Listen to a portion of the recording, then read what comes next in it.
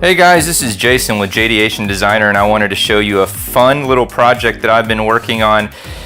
This is my workbench pixel tester, and really all it is this is one of our JDeation Designer enclosures. This is what we're calling our DIY Compact Enclosure. Actually, the whole thing fits inside a 5-inch PVC fence pipe. Normally goes out in your yard for controlling your display. But what I'm using it for is a bench tester. Now I've got obviously my power supply down here.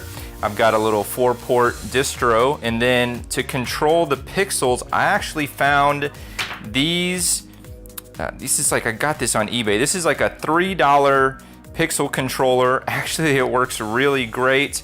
I'll kind of give you a quick little demonstration. I've got some lights here, and in fact, I've got I've got a data and a couple of power injection ports coming off this thing, and if I plug this in here, you can kind of see that this thing is working here, and then you grab the remote, and you can change this thing different colors.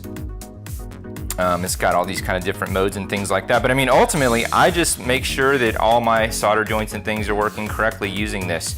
Another little fun thing I built is I created this guy, if we can see this. All it is a little pigtail with some alligator clips on the end of it, and then I can just plug this into one of my power injection ports on here, and then if I ever just need 12-volt power to test anything and it's not attached to a pigtail, I just use this. So, really this is kind of giving me everything I need in a really affordable tabletop workbench. So I've really been enjoying it.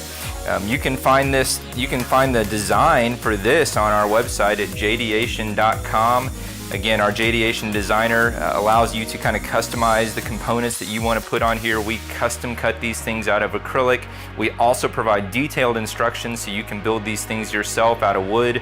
And I hope that everyone is having a great season. I hope to see some people build some of these and post them to Facebook as well. And I hope to talk to y'all soon. Thanks.